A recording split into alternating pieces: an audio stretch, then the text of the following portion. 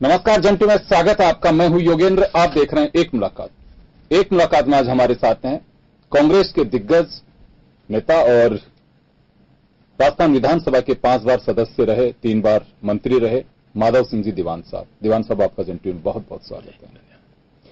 दीवान साहब, हमारा मैं आपके बारे में जानता हूं, जो लोग विधानसभा को जानते हैं वो आपके बारे में जानते हैं, लेकिन एक आम दर्शक, नई पीढ़ी, वो जानना चाहते हैं कि माधव सिंह जी दीवान कौन है, कहां से सफर हुआ शुरू? कौन, एक मामूली आदमी है। सफर तो जो है, मतलब मैं एक ऐसे परिवार में पैदा हुआ जिसका पुराना ऐतिहासिक रिकॉर्ड रहा। और मारवाड़ में कहावत है जी कि एक घर रिया सेठ रो, दूजो बिलाड़ा दीवान, आधा में मुर्दर बसे जसवंत मुख परमार। जसवंत सिंह जी फर्स्ट, जो औरंगजेब के टाइम में थे जी, उन्होंने कहा कि मारवाड़ में 2.5 घर है, एक तो दिवाला बिलाड़ा दीवान का, एक रिया के सेठ का, और आधा दरबार ने कहा मेरा घर, पूरा जोधपुर स्टेट जो है वो आधा है।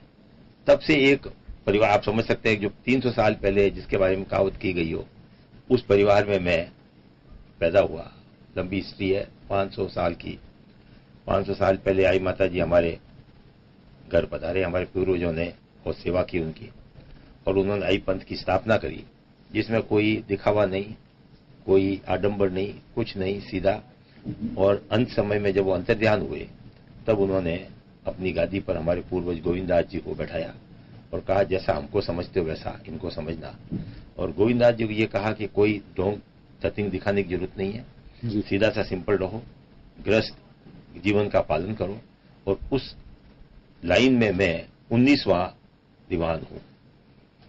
हालांकि मुझे सीखने का मौका इस बारे में बहुत कम मिला, क्योंकि मेरे पिताजी की, मेरे 3.5 साल का ही था जब उनकी स्वर्गवास 32 साल की उम्र में ही हो गई, और मुझे उस गादी पर एक छोटे से बच्चे को बैठा दिया गया। तब से एक बालेपन देखा ही नहीं। सैकड़ों उसके अनुयायी, दूसरे तीसरे बैठे रहते हैं, घंटे घंटे लोग सामने बैठे हैं। फिर पढ़ाई शुरू की, कोटोवाड़ था, 3 साल गांव की स्कूल में पढ़ाई की। फिर कलेक्टर, उस टाइम ICS हुआ करते थे, वो आए, भाई कहाँ पढ़ रहे हो साहब? गांव के, नहीं भर्ती कराओ मेयो कॉलेज में।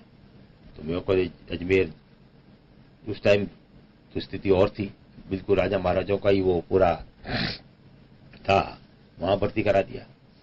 कंप्लीट चेंज, हिंदी मीडियम से इंग्लिश मीडियम। 3री क्लास में यहाँ हिंदी मीडियम में थे, 4th में इंग्लिश मीडियम में पहुंच गए। 8वीं 9वीं क्लास तक ठोट ही कहलाते थे। इंग्लिश क्या हो रहा है, क्या पढ़ा रहे हैं, कुछ समझ में नहीं आता था। ठीक है, गणित में जरूर होशियार थे, बाकी सब्जेक्ट में 100 में से 2-3 आते। न तो कोई मेयो कॉलेज वालों की चिंता थी, न घर वाले। पास हो गए, हाँ बेटा पास हो गए, यूं करके। और मामूली नंबर से मैट्रिक पास करी।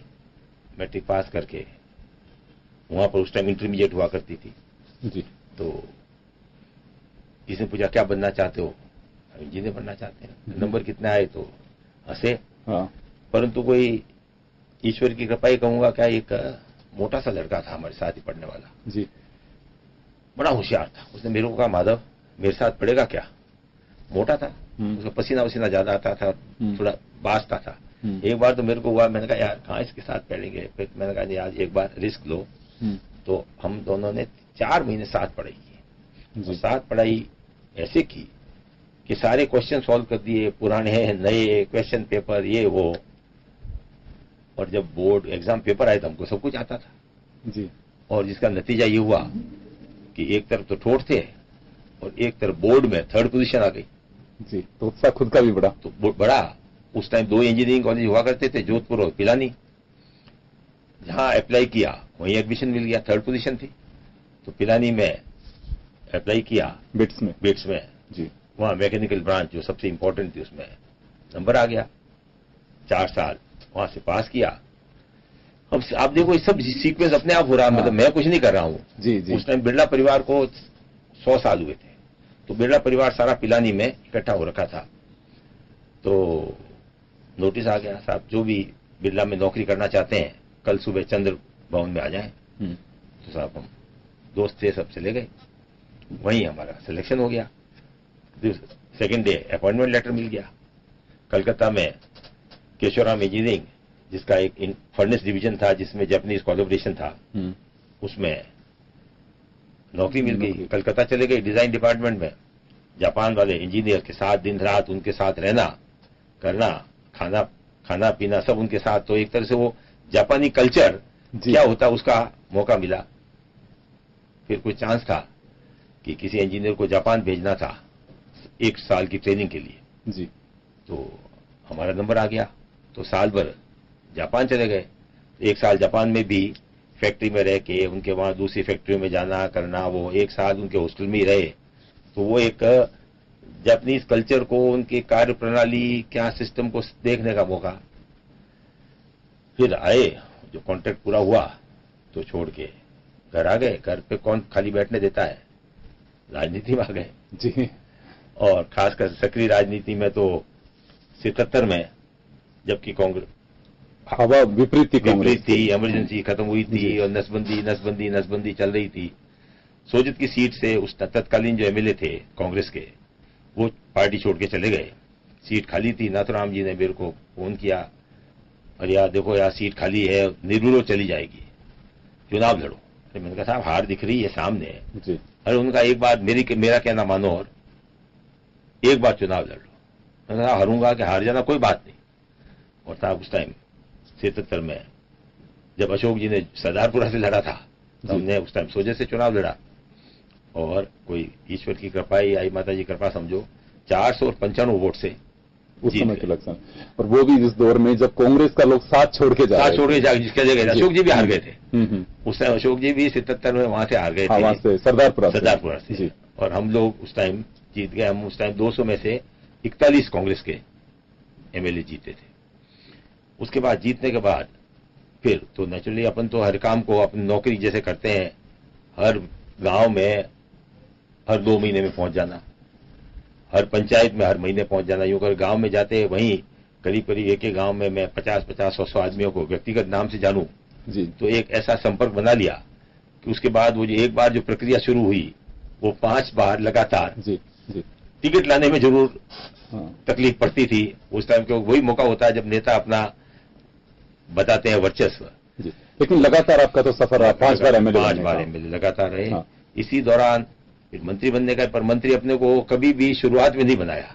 बाद में जाके मतलब मैं 77 में एमएलए बन गया तो मेरा मंत्री पद का नंबर आया 88 में जाके 11 बार ऊपर। उसके बीच में मेरे पे सब मुख्यमंत्रियों की सबका बड़ा प्रेम था। मैं 2 साल के लिए पब्लिक अकाउंट्स कमेटी का, जनलेखा समिति का अध्यक्ष रहा, 2 बार प्राक्कलन समिति एस्टिमेट कमेटी का। तो वो एक विधानसभा का और गवर्नमेंट की वर्किंग का तजुर्बा कमेटी विधानसभा में रहते हुए पूरा मिला। जी। आपके पास में तो उस वक्त ओपन रास्ता था, क्योंकि जिस जगह जहां आपका परिवार है उसकी अपनी एक रेपुटेशन, नॉन पॉलिटिकल फैमिली। आप बीजेपी में, सॉरी उस समय की जनता पार्टी, जनसंघ, उसमें भी जा सकते थे। कांग्रेस क्यों चुना आपने? खास मकसद तो नहीं था, परंतु मुझे आमतौर पर बड़े लोगों के साथ रहा भी था। मुझे ये था यार मतलब कांग्रेस गरीबों की पार्टी है, जो आज गरीब को सहायता की चाहिए। बीजेपी वगैरह जो कहना ये कह बड़े जागीरदारों की, जनता पार्टी और पूंजीपति सबको मतलब वो था। इसके साथ आमतौर पर शेड्यूल कास्ट, टाइप, माइनॉरिटी ये सब जुड़े थे। तो मेरे को ये था इनके साथ रह के मैं कुछ ज्यादा अपना उपयोग कर सकूंगा, अपनी जो पढ़ाई की है उसका ज्यादा उपयोग कर सकूंगा। अब जापान जाने से और ये जो मेरे को जो मैं तो कहूँ आई माता जी जो दिखाया ट्रेनिंग दी। अब आप देखो ना, पढ़ाई मेवा कॉलेज में, इंजीनियर, जापान गए, नौकरी की, फिर विधानसभा में विधायक बने और फिर धर्मगुरु तो थे ही। मतलब इतना जो बैकग्राउंड था उस चक्कर में जो सीख के आए। तो मेरी बात है ये करीब 86 की बात होगी। मैं कमेटी लेके गया था चेन्नई गया था। वहां कुछ लोग मिलने आ गए, जिसको पता लग गया साहब प्लेटफॉर्म पे है, तो रेलवे प्लेटफॉर्म पे आ गए साहब, हमारा चलिए देखिए। तो संडे को उनके वहां गए, उनका पूछा साहब दुकान लगा के बैठे हैं सब। अरे हुआ क्या, यहाँ कैसे आ गए? साहब कुछ खाने पीने को था नहीं, तो हम लोग सेठ के साथ नौकरी करते करते आए और कपड़े की दुकान खोल ली। कपड़े वाले के साथ था जो सोने चांदी को गिरवी के साथ था, वो गिरवी की दुकान खोल ली यूं करके। अरे मैंने कहा यार सबके अपने मकान हो गए, दुकानें हो गई। तो 86 में सीखा, बिना पढ़ाई, बिना पैसे बिना तजुर्बे आप सेठ बन रहे हो। तब से मैंने वो सीख के और इसको लागू कर दिया अपने लोगों पे जो मानते थे सोचते में भी। अरे मैंने कहा कोई मास्टर पटवारी नहीं बनना, सेठ बनो ना, जाओ यहां से। हमने सबको यहां से निकाला। और एक बार जो BA कर लेता, MA कर लेता, फिर वो झाड़ू नहीं लगा सकता, बिल्कुल, फिर वो सेठ नहीं देता। उनको 5वीं 6वीं 7वीं 8वीं इन सबको यहां निकाल दिया। और आज आपको जान के ताजुब होगा कि करीब करीब 5 से 6 हजार दुकानें तो चेन्नई में सीरी समाज की, 8-10 हजार बेंगलोर में, 10-12 हजार पूना में, हैदराबाद में, बम्बई में, और अकेला आई माता जी के बेंगलोर में 62 मंदिर है। ओहो। और मंदिर सब उनकी अपनी कमेटियां। वो एक तरह से वो मंदिर कम है, बल्कि वो फैसिलिटी सेंटर ज्यादा है। शादी ब्याह 100-500 आदमियों को खाना हो तो वहां कहीं किसी को जाने की जरूरत नहीं, कलेक्शन की जगह हो गई। आपस में एक दूसरे से विचार विमर्श करके बिजनेस वगैरह करके वो ग्रुप बन गए। चेन्नई में 55 मंदिर, पूना में 18, हैदराबाद में 14, यूं करके ये सबको मैंने इनिशिएट और किया। क्या है, दुकान दीठ 1000 रुपया महीना देना भाई। अब एवरेज 500 दुकानें हैं, अगर एक मंदिर में है तो कितने हो गए, 500 इंटू 1000, महीने के 5 लाख रुपए, साल के 60 लाख। एक अमाउंट कलेक्ट हो रहा है जो कि कम्युनिटी के लिए यूज हो रहा है। तो एक तरह से वो जो सीखा उसको यूटिलाइज करने का मौका, और एक बहुत बड़े एम्प्लॉयर भी साबित और एम्प्लॉयमेंट हुआ। एम्प्लॉयमेंट हो गया। उसका नतीजा एक नुकसान हुआ कि वोटर कम पड़ गए। लेकिन लोगों का भला तो कितने परिवार सब जगह आप देखो 8 मतलब सीटें पार्लियामेंट फिक्स है 200। जब डिलिमिटेशन हुआ तो पाली में 8 की 6 हो गई। मतलब हमने अपने जो नौजवान थे उनको सबको बाहर सेठ बना के भेज दिया। तो वहां की 8 की कम पड़ी। पॉपुलेशन बाकी जगह बढ़ी है पर पाली में कम पड़ी क्योंकि लोग बाहर चले गए।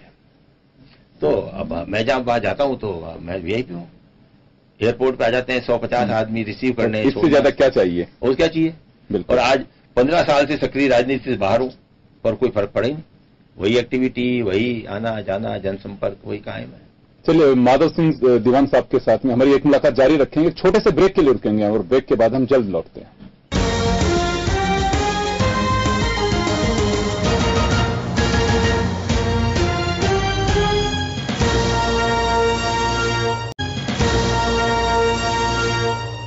ब्रेक के बाद एक बार फिर आपका स्वागत है। आप देख रहे हैं एक मुलाकात में हमारे साथ हैं कांग्रेस के दिग्गज माधव सिंह जी दीवान साहब। दीवान साहब, आपने ये सफर बताया अपना कैसे क्या, लेकिन इसमें 2 बातें मुझे लगी कि वास्तव में अगर आदमी, इंसान कुछ सोच ले कि मुझे कुछ करना है तो ये कोई मायने नहीं रखता है कि आप किस परिस्थिति में हो, कैसे हो। जैसे आपने बताया कि कहाँ हिंदी मीडियम से इंग्लिश मीडियम में आना, वो एक अपने आप में एक एडवेंचर था।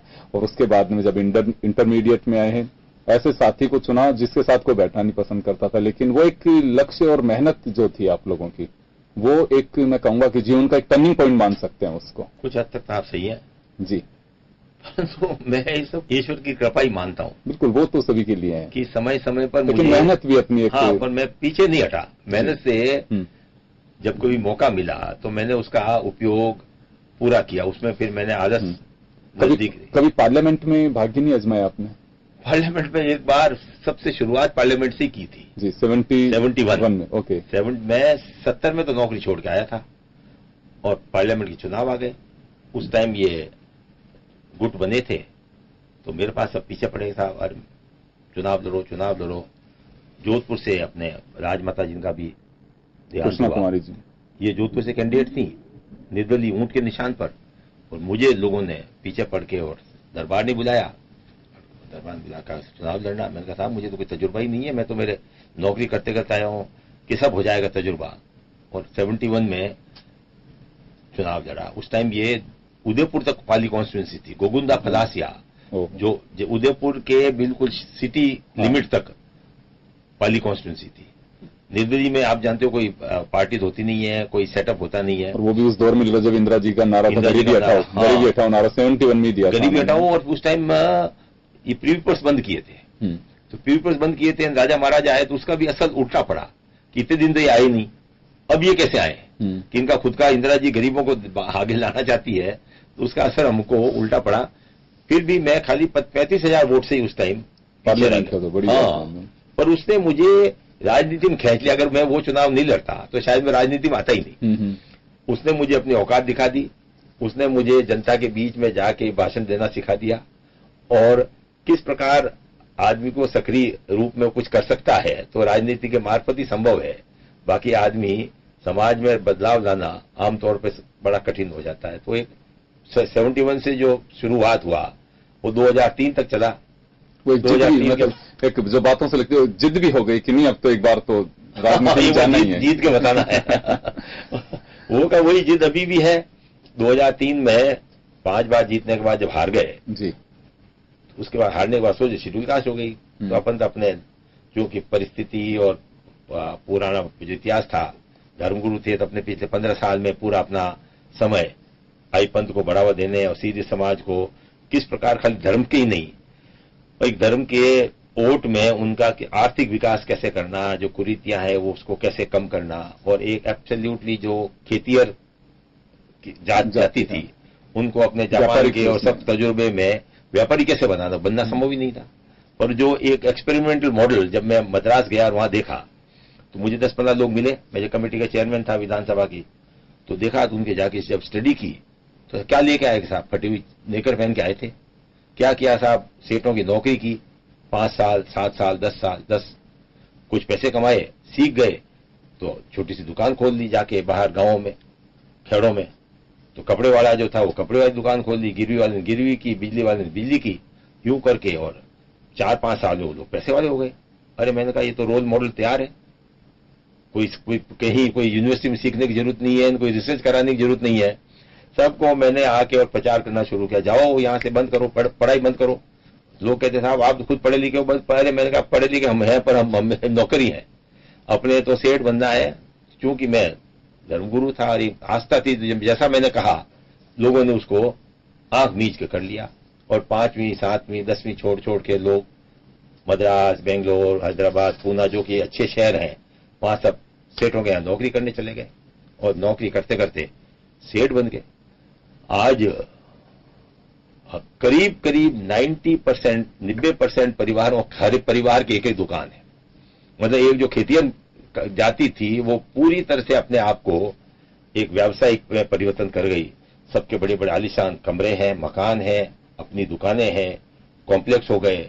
और अब उनके बच्चे सब पढ़ रहे हैं, इंजीनियरिंग भी कर रहे हैं, डॉक्टरी भी कर रहे हैं, सब कर रहे हैं ताकि उस धंधे को वो आराम से कर सकें। तो 71 की जीत अब की बार रिफ्लेक्ट करेगी कि नहीं करेगी? आदमी एक बार राजनीति जैसा एक स्काउटिंग है ना जी, कि once scout always scout, right. तो once an MLA always an MLA, उसकी वो प्यास कभी बुझती नहीं है। तो इच्छा है जी कि एक सुमेरपुर से अपन चुनाव लड़ें। नेताओं से मिले भी हैं, उनसे कहा भी है, जनता में भी अपना संपर्क बनाया है, परंतु बिना कागजी हैं लेकिन वहां पे कठिन है बिना कागजी को वहां से। परंतु जैसी परिस्थिति है शायद वो भी काफी समय से वहां रही हैं, तो उनकी पॉपुलैरिटी कुछ धीरे धीरे कमी पड़ रही है। मैं भी 5 बार सोचत में एमएलए रह गया तो मुझे लास्ट में आखिर हारना पड़ा, क्योंकि लोग चेंज चाहते हैं। बिल्कुल, वहां की जनता चेंज चाहती है। उस चेंज में हमारी पार्टी की हाईकमांड क्या सोचती है उस पर है। अपन पार्टी की सिपाही है, टिकट मिलेगा तो लड़ लेंगे, नहीं तो मदद कर लेंगे जैसा करते आए। दीवान साहब, आपका जो चुनाव और ये राजनीति, मतलब एक तरह से ये कह सकता हूं कि जो आपकी बातों से लग रहा है एक शौक रहा आपका, ऐसा नहीं कि कोई बिल्कुल राजनीति में नहीं भी जाऊंगा तो कैसे टाइम पास होगा, कोई इश्यू नहीं रहा ये परिस्थिति समझिए। और राज तो राज ही है, मतलब एक बार जो, परंतु मैंने कभी राज का न तो दुरुपयोग किया। मैंने मंत्री भी 3 बार रहा, एक अफसर को भी कभी एक्सप्लेनेशन कॉल नहीं कराया, सस्पेंड करना तो दूर रहा। जो सस्पेंडेड थे उनको बहाल जरूर करने की कोशिश की, परंतु कभी किसी को, मैं अपना एक छोटा सा किस्सा आपको बताऊं। मैं जब पहले मंत्री, चिकित्सा मंत्री बना तो साहब दिन भर खूब लोग आते गए, माला पहनाते गए, जाए शाम को थक गए, जाके सोया ही था और मेरे पीए ने फोन किया, साहब एक पत्रकार साहब आए हैं। एक बार तो मैंने कहा यार उनसे कह दो यार कल सुबह मिलेंगे। मैंने साहब अपने स्टाफ को कह रखा, भाई अगर मैं कुछ बात कहता हूं तुमको लगता है उसमें कोई परिवर्तन की जरूरत है, तुम मुझे वापस कह सकते हो, मैं नाराज नहीं होगा। उन्होंने कहा साहब क्यों नाराज करते हो, अपने घर आ गए हैं, मैं आपके बेडरूम में कुर्सी लगा देता हूं आप 5 मिनट में उनको सल्टा देना। मैंने कहा ठीक है। तो साहब पत्रकार साहब, नमस्कार साहब, नमस्कार। मैं तो उनको सल्टाने में था क्या। और वो पत्रकार कैसे थे जिनको मैं व्यक्तिगत पसंद कम करता था। तो वैसा भी कोई बात, सभी पत्रकारों को तो नहीं करते। तो डॉक्टर महकमा मिला है, ठीक है, क्या करने जा रहे हो? आज महकमा मिला, 10-15 दिन इसको स्टडी कर ले, फिर कुछ करेंगे। लोग 5-5 साल भी नहीं समझ पाए महकमा, आप 15 दिन समझ जाओगे। मैं तो यार, मैंने कहा यार फिर आप ही बता दो क्या करूं। जब मतलब कल से ही शुरू हो जाओ। मैंने कहा भाई क्या शुरू हो जाऊं कि हॉस्पिटल चेक कर लो। फिर मैंने पूछा, मैंने कहा यार वहां जाके करूंगा क्या कि श्रीमान जी आंख खोल के चलोगे ना, सब दिख जाएगा। अच्छा नमस्ते, यूं करके वो पत्रकार साहब तो उठ गए, मेरे को जगह गई। मैंने कहा यार बात तो अगला सही कह गया, 15 दिन बाद क्या कर लेंगे। मैंने पट बजर दबाया, उसने बजर ही होते थे। मैंने कहा सुबह 8 बजे कार मंगा दो। अपन 8 बजे तैयार हो गए, बैठ गए कार में। ड्राइवर पूछा कहां चलना, मैंने कहा यहां से चलो। उस टाइम में मोबाइल इतना थे नहीं। मैंने कहा एक हॉस्पिटल चेक करना है। कैसा SMS करते? मैंने कहा SMS नहीं, कोई छोटा मोटा दो।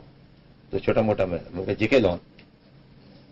कार को 200 मीटर दूर खड़ी कर दी, लाल बत्ती की गाड़ी थी, देख ले। अपन तो पैंट बुशर्ट वाले आदमी है, धर्मगुरु है तो भी यही, और कांग्रेस में भी कभी खादी जब्बा नहीं पहना।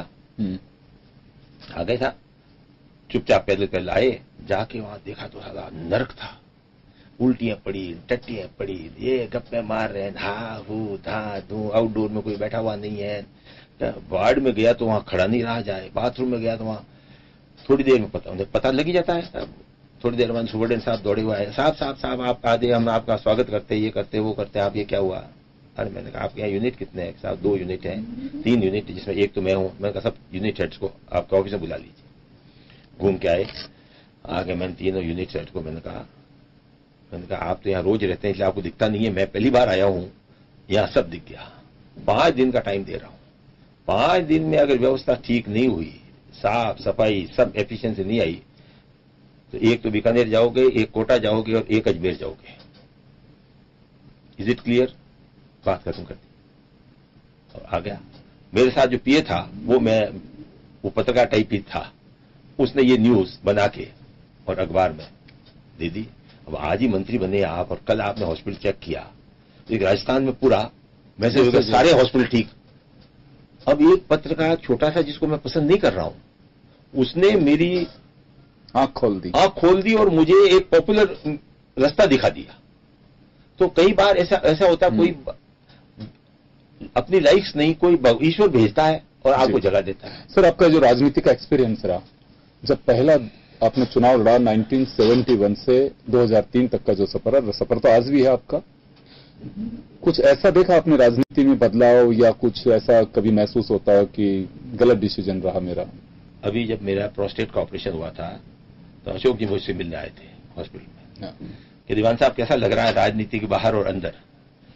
मैंने कहा साहब 25 साल राजनीति में रह के समय बर्बाद किया, इससे बेटर है कि मैं मेरे धर्म के काम में लगता तो मैं इनको अपने लोगों को ज्यादा बेटर गाइड कर सकता था। साहब मैं जो जापान 1 साल जापान रहा, जैसे मैंने आपको बताया, जब नौकरी की 5 साल, 1 साल जापान में रहने का, जापान का एवरेज आदमी इंटेलिजेंट नहीं है, बिल्कुल नॉर्मल, परंतु 3 चीज है, ईमानदारी, मेहनती और सहनशीलता। मेरे सीरियस समाज में भी ये तीनों गुण है। उस तीनों गुण से बिना पैसे बिना पढ़ाई के सेठ बना दिए। आज उनके इंजीनियर तो सबके नौकर हैं, MBA नौकर है। तो ये जो ईमानदारी, मेहनत और सहनशीलता, ये तीनों गुण जब मैं राजनीति में आया था और जब इंडिया इंडिपेंडेंट, जब अंग्रेज छोड़ के गए थे, ये तीनों गुण थे। हमने राज में रह के सबको तो चोर बना दिया, इनकम टैक्स की चोरी बचाने के लिए सबको रिश्वतखोर बना दिया। और ये जो ये गांव के कार्यक्रम है ना जी, नरेगा वरेगा, ये सब, इसमें सबको कामचोर बना दिया। और सहनशीलता आजू बाजू ही नहीं है।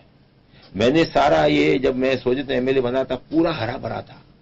आज पूरे ट्यूबवेल खोद खोद के पानी निकाल निकाल के पूरे जगह को बैरन कर दिया। मतलब मेरे देखते देखते ये सब बातें आज ठीक है, सड़कें बनी, ये बनी, वो बनी, पर आदमी कहाँ रहा, मनुष्य कहाँ रहा, उसका चरित्र कहाँ रहा? मतलब वो बेसिकली, मतलब ठीक है मैं एमएलए बन भी जाऊं, कर क्या लूंगा? मंत्री बन के भी मैंने कर क्या लिया? मैं मेरे से टाइम मिला, मैंने थोड़ा ठीक किया, मैं हटा दो, वापस फिर होगा वही सिस्टम। तो राजनीति में बदलाव भी काफी देख रहे, किसने प्रभावित किया आपको राजनीति में कि हाँ मैं उस व्यक्ति से बहुत प्रभावित रहा? यूं तो मेरे को सबने प्रभावित किया। मेरे स्टूडेंट था, मैंने कहा 3 साल का था, धर्मगुरु बन गया। मैं तो सीखता ही रहा। मैंने एक किताब लिखी, किस किस से क्या क्या सीखा। तो मैंने शिवचंद जी से क्या सीखा, अशोक जी से क्या सीखा, भैरव सिंह जी से क्या सीखा, किन से, हरदेव जी से, मतलब जो जो मैंने सीखा, अपन स्टूडेंट है जी, सीखते, हर एक से सीखते रहे हैं, और सभी ने अपने अपने लाइन में सबने प्रभावित किया और उनसे अपने अपने गुण लिए, सीखते रहे हैं। चलो, तो दीवान साहब का एक सफर, 5 साल विधायक, 3 बार मंत्री, 3 बार की 3 पारियां अलग अलग मुख्यमंत्रियों के नेतृत्व में खेली इन्होंने। सुचन माथुर साहब के साथ भी, हरदेव जोशी साहब के साथ भी और अशोक गहलोत साहब के साथ भी। कांग्रेस में एक बार फिर सुमेरपुर से इच्छा है, और इच्छा के साथ जिद भी होती है माधव साहब की, ये सब जानते हैं कांग्रेस में भी, और एक अपने जमाने के एक बड़े ही विधानसभा में अपनी बहस के लिए, अपने सवालों के लिए भी जाने जाते हैं। तो एक बार शुभकामनाएं देंगे हम आपको सब, आप कामयाब रहें और आगे की पारी खेलें आप। और चले, जब भी ये हमारी इच्छा थी कि दीवान साहब क्या कर रहे हैं आजकल, क्या सफर रहा हो उनका, सारी बातों को हम शेयर करना चाहते थे आपके साथ में। तो चलिए, बहुत बहुत शुक्रिया आपका और आपको धन्यवाद। Thank you sir. तो एक मुलाकात में बस इतना ही, दीजिए इजाजत, नमस्कार।